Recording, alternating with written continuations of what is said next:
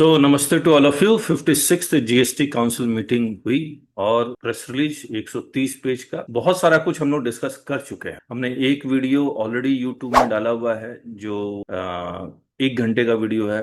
उसके बाद कल भी हमने एक वीडियो डाला जहां पर हमने एक जीएसटी का पुराना भूत वापस आ गया उसके बारे में डिस्कस किया। प्लस अगर रेट चेंज हो रहा है तो पुराना रेट लगेगा या नया रेट लगेगा वो भी हमने डिस्कस किया हुआ है।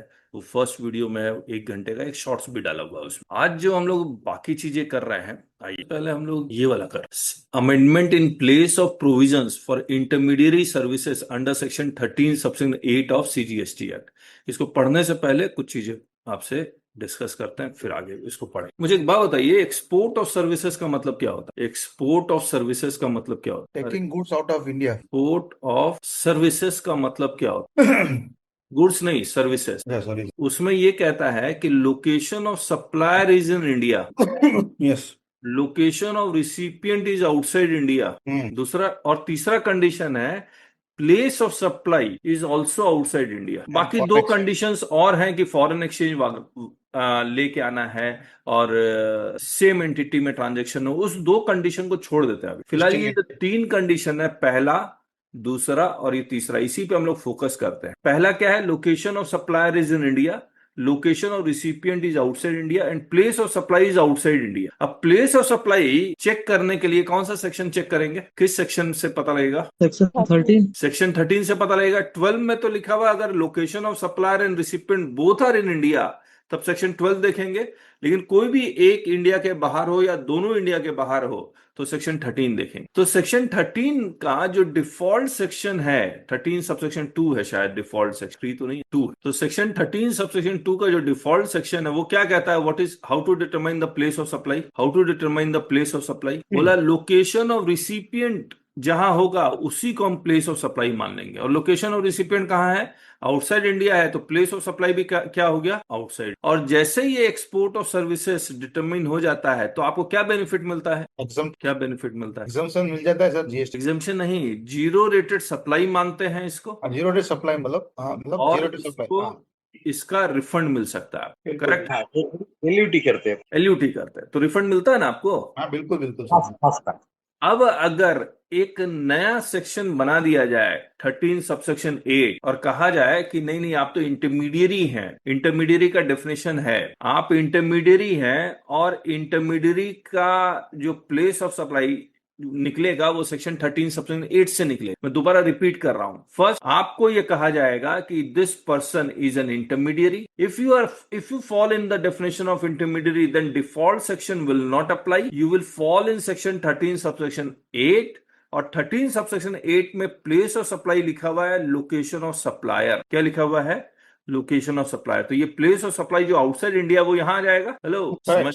मैं फिर से रिपीट कर देता हूं। First they will say that you are an intermediary. As soon as it is determined that you are intermediary, then place of supply will be determined under section 13 subsection 8. 13 subsection 8 says that place of supply equal to location of supplier.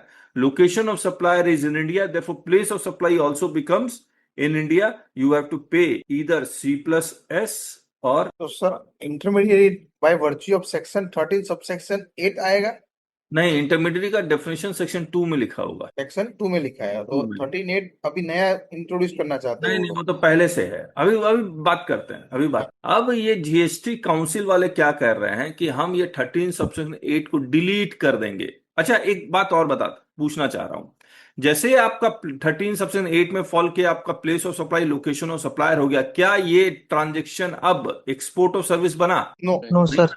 नहीं नहीं sir. In spite of the fact that receiving foreign exchange, recipient तो outside he India है ना। हाँ बराबर sir, आप बोल रहे हैं तो फॉरेन बराबर। एक्सचेंज तो रिसीव कर ही रहा है, लेकिन एक्सपोर्ट सर्विस नहीं हुआ क्योंकि प्लेस ऑफ सप्लाई को artificially they have put in India. तो अब डिस्प्यूट क्या होता है? जब आप रिफंड मांगने जाते हैं, आप 2-4 केसेस आपने भी देखे होंगे, जब आप रिफंड मांगने जाते हैं तो डिपार्टमेंट क्या कहता है? नहीं नहीं नहीं, आप तो इंटरमीडिएरी, हम रिफंड नहीं। हेलो, फिर आप फिर ये कहते हैं सेक्शन 2 के डेफिनेशन में फॉल नहीं करता, वी आर नॉट इंटरमीडिएरी। जैसे आप इंटरमीडिएरी के से बाहर आएंगे वो ट्रांजेक्शन एक्सपोर्ट और सर्विसेज ऑटोमेटिकली हो जाएगा।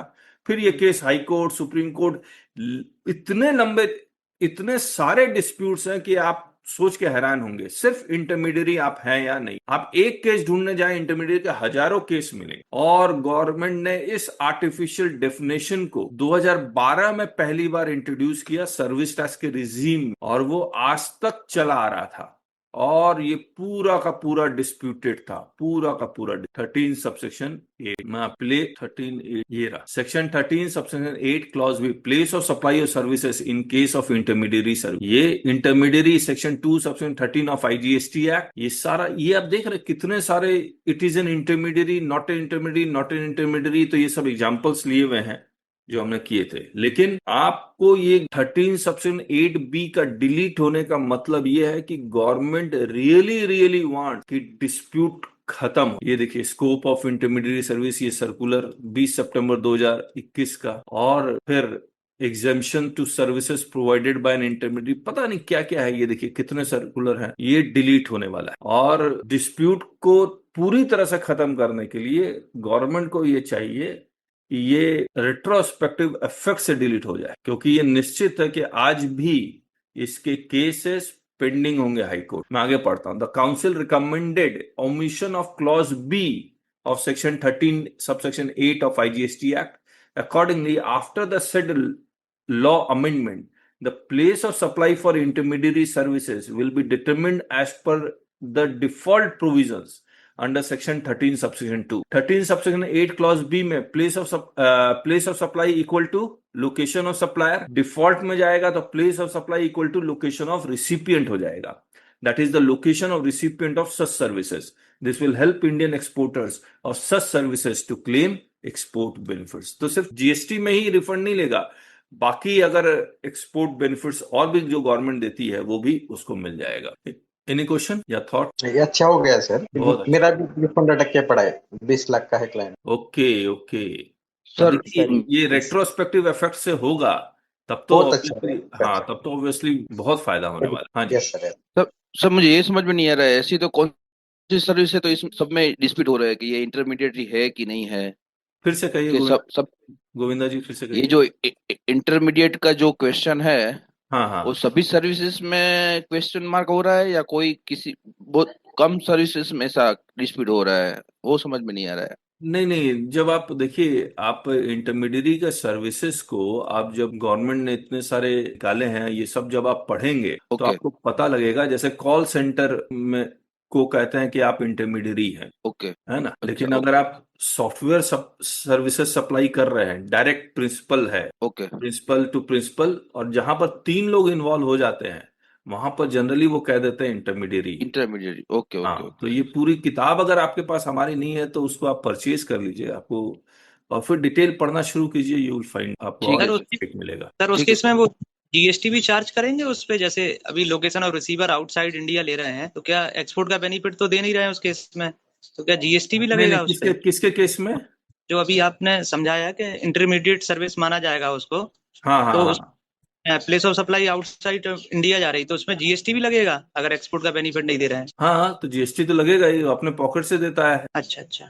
जैसे अभी एक्सपोर्ट दोनों मिल जाते हैं ना, विदाउट पेमेंट और विद पेमेंट वाला। नहीं, जैसे इंटरमीडिएरी हो गया, LUT का रूट तो बंद ही हो गया क्योंकि एक्सपोर्ट ऑफ सर्विसेज है नहीं, यू हैव टू पे GST। और जब मैं आपको बताता हूँ और थोड़ा, जब आप प्रैक्टिकल इसका देखेंगे तो जो एग्रीमेंट कर रहे होते हैं आप, एग्रीमेंट में आपको लोकेशन रिसिपिएंट तो आउटसाइड इंडिया है, वो जो आउटसाइड इंडिया वाला है वो कहता है मुझे क्या पता आपके इंडिया में क्या GST लगता है नहीं लगता है, वी डोंट नो। समझ रहे हैं? तो कॉन्ट्रैक्ट को भी बहुत अच्छे से पढ़ना है।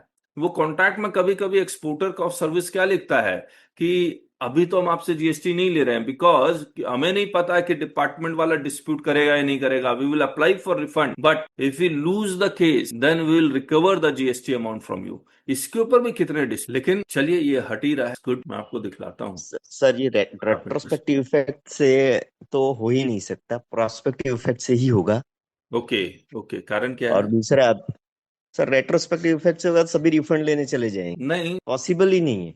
अच्छा। और दूसरा इसको एक बार तो अपहेल्ड कर दिया है गुजरात हाईकोर्ट 13(8)D को, अपहेल्ड कर दिया, क्वेश्चन किया ये प्रोविजन को ही अनकॉन्स्टिट्यूशनल है। Okay yes. और दूसरा अभी सुप्रीम कोर्ट ने, बॉम्बे हाईकोर्ट ने जजमेंट दिया था उसके अगेंस्ट, डिपार्टमेंट सुप्रीम कोर्ट में गया था तो वो पिटिशन डिसमिस कर दी है इसी के रिलेटेड, फॉरेन एजुकेशन कंसल्टेंट। वो ओके, अगस्त में ही अभी आया है वो यही वाला डिसीजन। केस बता रहे हैं क्या, गुजरात मटेरियल रिसाइकलिंग एसोसिएशन? हाँ 318 मतलब 38B का गुजरात हाईकोर्ट ने अपहेल्ड किया है कि कॉन्स्टिट्यूशनल है, मतलब प्रोविजन अनकॉन्स्टिट्यूशनल है या कॉन्स्टिट्यूशनल है? कॉन्स्टिट्यूशनल। कॉन्स्टिट्यूशनल है, ओके ओके। यस। हाँ, यही वाला केस बता रहा है।